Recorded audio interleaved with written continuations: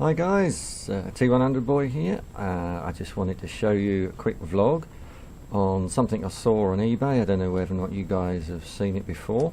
As you know, once we put our Drift HDs on a bike using the external mic, you get all that terrible wind noise and you can't hear what you wanted, and you thought, ah yeah, my bike sounds really sweet, but man, this sucks. Well, I saw on eBay this place. It's DCat Dot is their trademark, and they do a little gadget that fits over your HD. It fits over the 170 Stealth and also the HD 720 180p. I don't know about a Ghost because I haven't got one. Really simple gadget. It's just this plastic cradle, which, if I feel inside here, has got vents in it, and then all he's done is stuck on this bit of furry stuff. Looks like something you get off your collar if you've got a furry hood on your collar, something like that. And dead simple. So all you do is get your Drift, shiny side up. There's your microphone. Obviously, as you can see, this piece is longer, so the longer bit goes towards the back. You just slide that on, and you can go as far as your buttons here, yeah. And now you know that this is right over the center where the hole was. Okay, then just get a screwdriver, tweak that up, and you're good to go. It's the first day I've got it, so I am going to do a vlog later on without the dead cat thing on, and then what it's like with it on. Hopefully it will work. And today I'm going to use my Yamaha FZ6 phaser.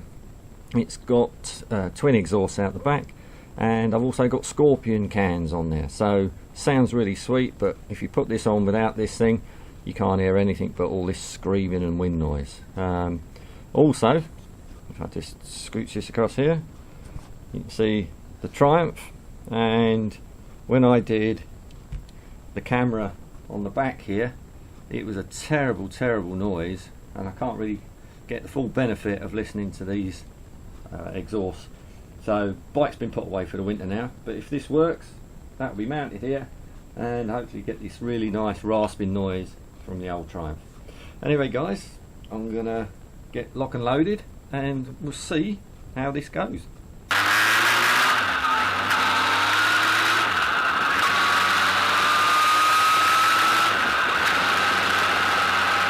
As you can see, I've just put it on. It's like a little furry bug. Fits on just under here. It's a bit of a job to fit that, but my remote doesn't work on the 170, unfortunately. So let's go and see what it does. It's different. There we go, 36 miles an hour. I'm happy with that. Once we get round this roundabout, it's a quick blip up to 60. See how it copes with that.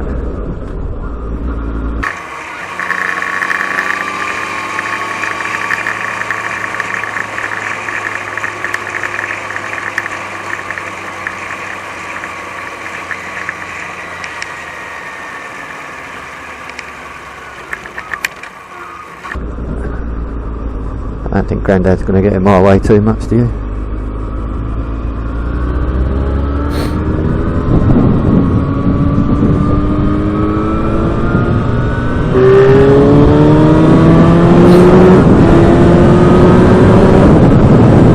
I think it's 62.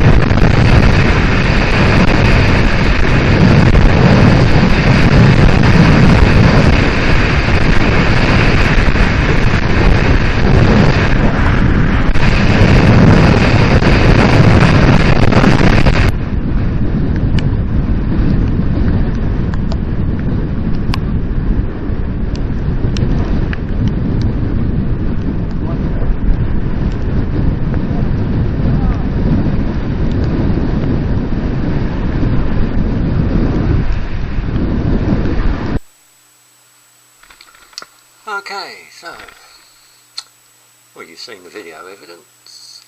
It's a shame this rattled around in the casing. But you saw when I pulled away from the roundabout it was okay until it started vibrating. On the helmet it was good. No noise on the wind. Even when you turn your left or your right, sometimes you're looking at your mates and you get that horrible wind noise. It's rubbish, isn't it? So does my little furry gadget work? I would say yes. Be a bit more testing to do on it, but I think, you know, it's 10 quid.